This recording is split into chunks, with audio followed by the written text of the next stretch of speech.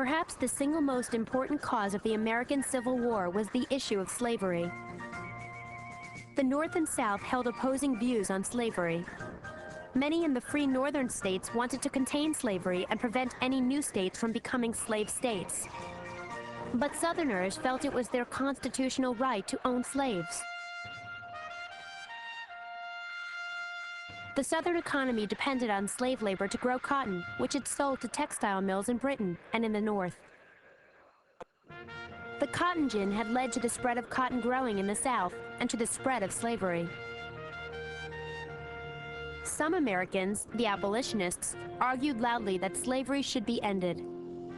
They made speeches and wrote articles and books saying that slavery was immoral.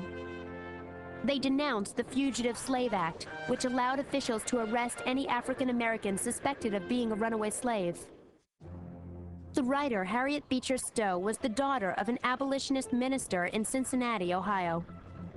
Stowe lived along the Ohio River, a border between slavery in Kentucky and freedom in Ohio. She often visited plantations in Kentucky, and she grew deeply troubled by the miserable conditions in which slaves lived and the injustice of slavery itself.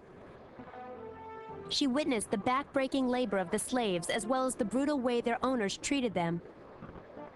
Spurred to action, Harriet Beecher Stowe wrote Uncle Tom's Cabin, a novel about a runaway slave who is eventually captured and sold back into slavery. Stowe depicted the cruelty of slave owners and the humanity of slaves. Many readers were stunned by the book's graphic descriptions of the harsh treatment of slaves. The book became an instant bestseller and highlighted the issue as a moral question of right versus wrong. Before Uncle Tom's Cabin was published, many Northerners had been unconcerned about slavery. But now many people viewed Stowe's book as evidence of slavery's immorality. Southerners called the book propaganda, claiming it did not describe slavery and slave owners fairly. They grew more suspicious of the North because they felt their rights and their way of life were under attack. Southerners wondered how their economy could survive without slaves, and why Northerners wanted to take away their rights.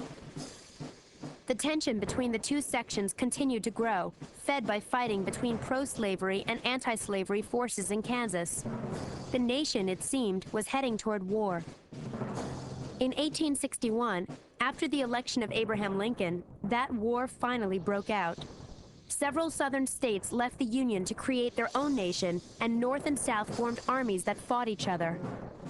Harriet Beecher Stowe's powerful book had played a part in readying people in the North for that war.